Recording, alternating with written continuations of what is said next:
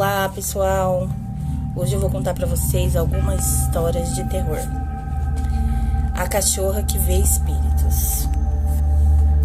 A minha cachorra tem uma mania muito feia de arranhar a porta do quarto no meio da noite.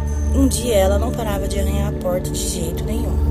Depois de chamar ela umas 5 vezes, eu joguei um travesseiro na porta pra fazer ela parar. Aí foi quando ela latiu do meu lado. Ela estava do meu lado o tempo todo. Vultos descendo do teto. Quando eu era pequena, toda noite, quando as luzes eram apagadas e eu ia dormir, 2 vultos desciam do teto na entrada do quarto. Andavam calmamente até a minha cama e cada um ficava de um lado da cabeceira me olhando. Eu cobri a cabeça com cobertor, até que um dia eu tive coragem de contar para minha mãe. Ela colocou um abajur e me disse para rezar e pedir para eles irem embora. Até hoje eu durmo com o abajur aceso. Cafuné de espírito por Hernani.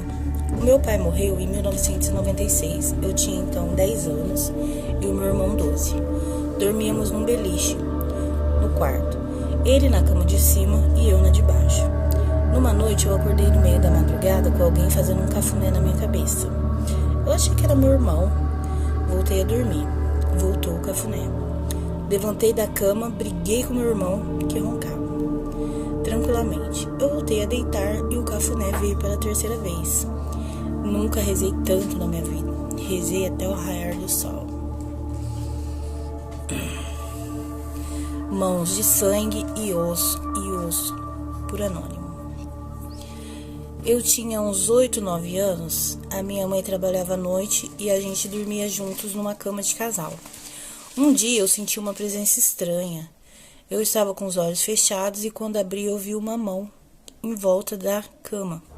As mãos eram de sangue, ossos e pendurada, e elas estavam a subir pela cama. Virei e tinha uma sombra branca deitada comigo. Eu consegui, depois de muito tempo, levantar e correr para o quarto da minha avó. Ela não teve coragem de voltar comigo. Depoimento anônimo. Minha avó morou com a minha família nos últimos meses de vida. Ela faleceu no sofá da nossa casa. Em um domingo à noite, na semana seguinte, eu comecei a ouvir alguém de branco passando pela casa, sempre que eu ia escovar os dentes. Eu ia atrás e nunca era ninguém. Já a minha irmã vinha formas físicas. Foi terror por um bom tempo, até que eu e a minha irmã não conseguíamos dormir mais nos nossos quartos com medo. A minha mãe rezou um Pai Nosso, queimou o sofá no quintal e nós nunca mais vimos nada. O Barbudo de Preto, por Beatriz Carneiro. Eu tinha uns 5, 6 anos, estava dormindo e acordei com um barulho no meu quarto. Quando eu abri os olhos, tinha um homem parado na minha frente, com uma barba castanha, grande, cabelo escuro, roupa preta. Eu fiquei olhando para ele com medo e me afastei. Na cama, para o lado da parede, eu senti a cama de solteiro afundar do meu lado. Eu comecei a chorar. Olhei de novo, ele tinha sumido, mas ainda parecia ter alguém deitado do meu lado. Eu pedi para ir embora, porque eu estava com medo. Aí a cama voltou ao normal.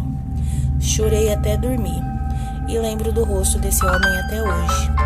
Nunca conheci ninguém assim. Os meus pais também não. Prédio mal assombrado por Amiro Dias. Trabalho em um edifício antigo construído em 1929 no centro de São Paulo.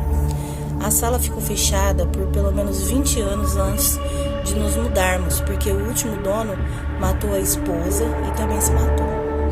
Nos mudamos para lá 2 meses e todo dia, quase que exatamente 12:08, a campainha toca e nunca tem ninguém.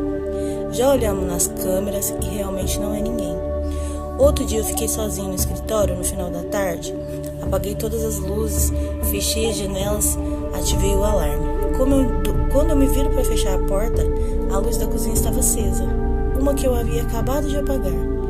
Outra vez eu cheguei de manhã e a luz da sala também apagou sozinha. Escutei até o barulho do interruptor. A gota d'água foi quando vi meu rosto e o de mais alguém atrás de mim, refletindo na tela do computador. Não tinha ninguém quando eu me virei. Resolvi falar sobre essas coisas com a esposa do zelador, que mora no prédio há vários anos. Ela me disse que agora lá está até tranquilo, mas que acontecia muitas coisas estranhas e que agora ela até consegue pegar a hora do pesadelo. Minha mãe reclamava que tinha muitos pesadelos, mas não dizia o que sonhava. Um dia fomos ao shopping e eu sugeri que ela esperasse na praça de alimentação enquanto eu buscava a nossa comida no restaurante. Quando eu voltei, a primeira coisa que fiz foi perguntar se estava tudo bem, pois ela estava com uma péssima aparência, muito estranha. Ela respondeu que estava bem. Finalizamos nosso almoço e fomos à escada rolante. Ao virar para conversar com a minha mãe, quase eu infarto, ao ver um homem com roupas do século passado, segurando em um dos seus ombros e olhando para mim com muita raiva.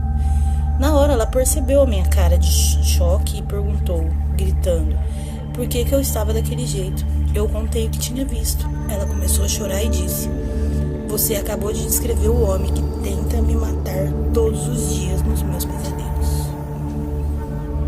Ele deve ser alguma coisa de vida passada.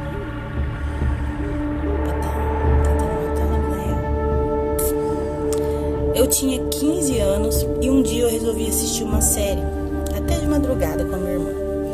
No meio da noite a minha irmã dormiu. No nada eu comecei a ver o mouse do computador se mexer sozinho. Chamei minha mãe, ela disse que era um rato que poderia estar puxando o fio. Mandou eu dormir e foi deitar. Do nada, eu juro que eu vi uma figura negra que não tinha rosto ou aparência humana atrás da estante. E aquilo olhava para mim e apontava. Eu me caguei de medo. Lembro que eu falava, quem é você aí? Eu não quero você na minha casa. Ninguém te quer aqui.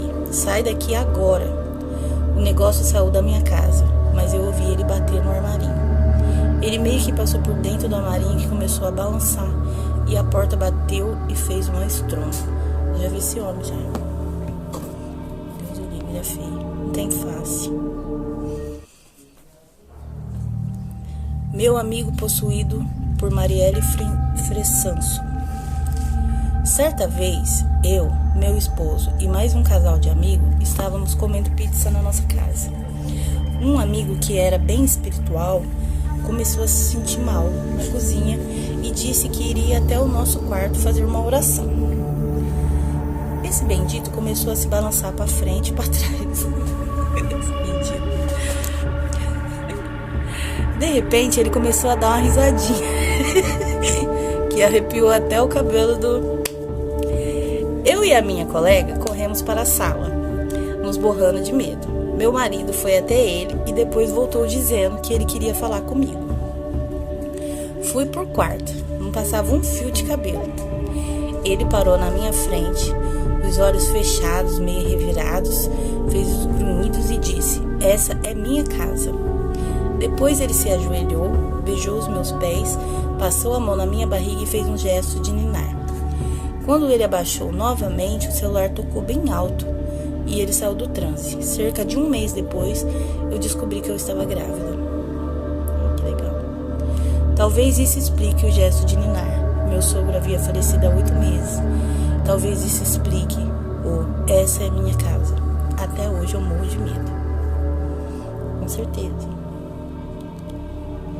Ah, mas ele não ia assustar ninguém, né? Há 4 anos eu acordei de madrugada e tinha uma mulher de vestido preto ao lado da minha cama. Eu sentei e ela começou a me acusar de ter feito coisas que eu não havia feito. Aparentemente havia roubado alguém dela. Tentei argumentar que eu não havia feito nada e ela disse que não se tratava daquilo, mas de outra coisa e outra pessoa, que eu não passava de uma sonsa que fazia de conta que eu não sabia.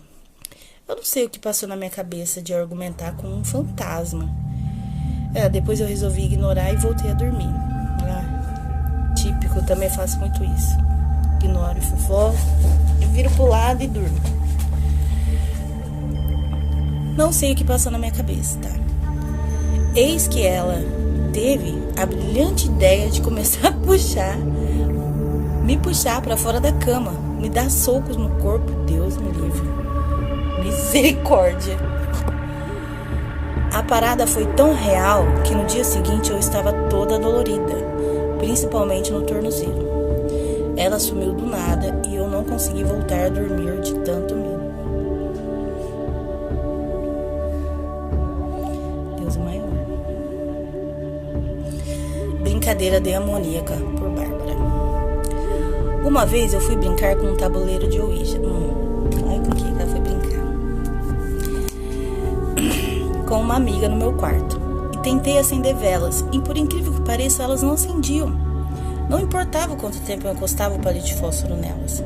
Depois de um tempo comecei a acender. Desliguei as luzes e fechei as janelas. Do nada, a mãe da minha amiga liga perguntando se está tudo bem com ela, porque bateu uma preocupação. Depois da minha amiga conversar com a mãe dela, nós começamos a brincar com o tabuleiro. Mas infelizmente não aconteceu nada. Apenas o fogo das velas se mexeu de forma estranha. Tempos depois, já estava de noite e a minha amiga já tinha ido para casa. Mas eu sentia aquela sensação de estar sendo observada. Depois de um tempo, eu ignorei tudo isso e resolvi dormir. Sonhei que eu estava sendo perseguida por um bicho assustador com garras enormes. E quando eu consegui acordar, vi que as minhas pernas estavam arranhadas. Conclusão, não consegui dormir mais. Joguei o tabuleiro no lixo e dormi abraçada com minha mãe por 2 semanas. Esse jogo, ele é... Várias pessoas que já jogaram ele relatam muitas coisas, assim, aparições, porque no jogo é aberto um portal, né, que dá livre acesso à sua casa. Então qualquer coisa, qualquer entidade, qualquer forma espiritual pode entrar ali, boa ou ruim, sem sua permissão. Então é importante, não joguem esse jogo, gente, por favor.